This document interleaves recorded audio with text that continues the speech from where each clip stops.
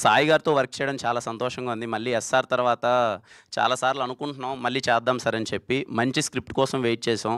ఈ రోల్ చాలా బావుంటది. సాయి గారు ఎప్పుడూ ఐ లవ్ హిమ్. మళ్ళీ నాకు సపోర్టివ్‌గా చేద్దామని చేశారు. సెకండ్ హాఫ్‌లో ఒక ఎమోషనల్ బ్లాక్ ఉంటది. చాలా అనిపించింది.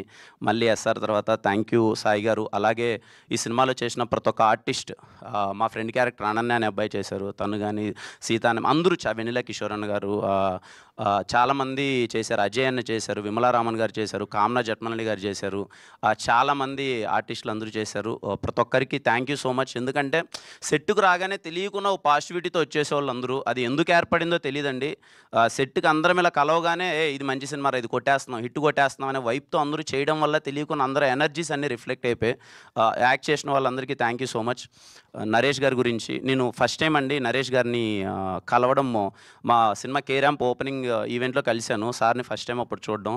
రాగానే ఫస్ట్ భుజం మీద చెయ్యేసి, అమ్మా కా 50 కొట్టావు, ఇది ఇంకా కొడుతున్నావమ్మా, ఈ సినిమా నేను విన్నాను, అదిరిపోయిందమ్మా అన్నాడు. నాకేం అర్థం కాలే అప్పుడు.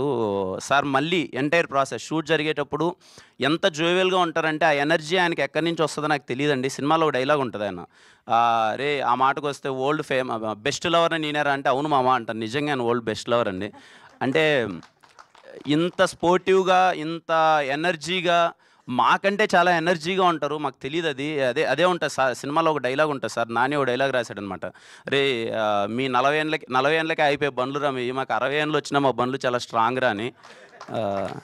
సార్ మీరు ఇంకో 30 ఏండ్లు కూడా రన్ చేయండి సార్. Very very happy. చాలా very very happy working with you sir. అంటే నేను ఇంత ఫన్ను, ఒక వ్యక్తి ఇంత స్పోర్టివ్‌గా ఉంటే తెలియకుండా మనకే అరే ఈ సార్ ఇలా ఉన్నారంటే ఇంక మనమెంత ఎనర్జిటిక్‌గా ఉండాలి, మనమెంత వర్క్ చేయాలనే వైబ్‌లో ఆ ఫీలింగ్ వచ్చేస్తది. Thank you so much sir. Very very happy working with you sir. Thank you so much. ఇంకా నాని నాని ఏయలేదండి. నాని ఒకసారి అదే ఎస్ఆర్ కళ్యాణమండపం సినిమా చూశాడంట. వీడేదో ఏదో బీఆర్ హైటెక్‌లో సినిమా చూశాడు. ఇంట్రడక్షన్ సీన్‌కి ఏదో అందరూ పేపర్‌లో ఏదో ఇసిరేస్తా ఉంటే ఇతనితో సినిమా చేద్దామని వచ్చాడు. అసలు అది కుదరలేదు ఎందుకో, ఎప్పుడు మళ్ళీ కలిసాడు కొన్ని రోజుల తర్వాత. నాని కథ చెప్పగానే నేను 2½ అవర్స్ అసలు కంటిన్యూస్‌గా నవ్వుతూనే ఉన్నాను. మనోడు బేసిక్‌గా ఏంటంటే, మన కాలేజ్‌లో ఫ్యాన్ వార్స్ జరుగుతుంటాయి కదండి. అంటే ఇప్పుడు కాలేజ్ స్టూడెంట్స్ అందరం గొడవ పడుతుంటాం కదా, ఫ్యాన్ వార్స్. మనోడేమో బీభత్సమైన మహేష్ బాబు గారి ఫ్యాను. నేనేమో కాలేజ్ డేస్ ఇది అంతా, నేనేమో పవన్ కళ్యాణ్ గారి ఫ్యాను. నాకు తెలిసి వాళ్ళిద్దరిది బెస్ట్ కాంబినేషను. ఒక పవన్ కళ్యాణ్ గారి ఫ్యాన్, ఇంకో మహేష్ బాబు గారి ఫ్యాన్, వాళ్ళిద్దరు కొట్టుకున్నట్టు ఎవరు కొట్టుకోరు, మళ్ళీ వాళ్ళే బెస్ట్ ఫ్రెండ్స్. అలా అయిపోయింది మా ఇద్దరి కాంబినేషను. నాకొచ్చి కథ చెప్పినప్పుడు, అన్న ఇది చేద్దామన్న, అది చేద్దామన్న, అదన్నా ఇదన్నా అంటే, నాని ఎలా చేద్దాం అన్న, ఇవన్నీ కాదన్న, సినిమాని అవుట్ అండ్ అవుట్ ఎంటర్టైన్ చేద్దాం, థియేటర్లో కూర్చొని బయటికి వెళ్ళేంత వరకు వైబింగ్ ఫిలిం. నాకు తెలిసి చాలా రోజులు అయిపోతుందన్న ఒక సినిమా వైబింగ్ ఫిలిం అని వచ్చి, ఈ సినిమా కే ర్యాంప్ అని నేను అదే చెప్తానండి. వైబ్ అది నాని క్రియేట్ చేశాడు.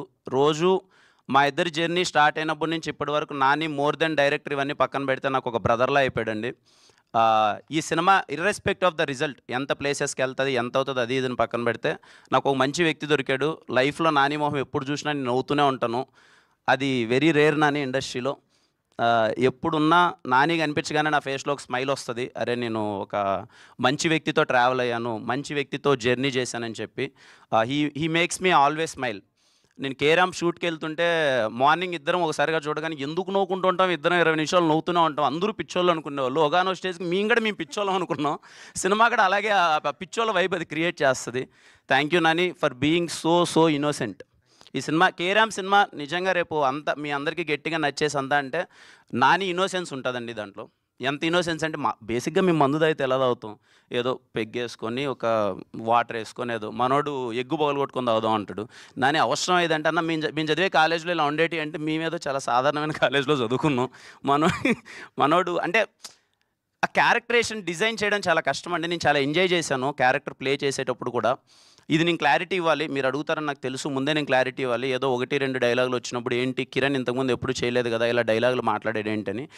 లేదండి. సినిమా కిరణ్ అబ్బవరం అనే సినిమా, వాడి పోస్టర్ వచ్చినా వాడు వచ్చినా ఫ్యామిలీలో అన్ని టిక్కెట్లు అందరూ కూర్చొని చూసేలానే ఉంటుంది సినిమా. నా గ్యారెంటీ అండి అది. మీకు ఎటువంటి ఇబ్బంది ఉండదు.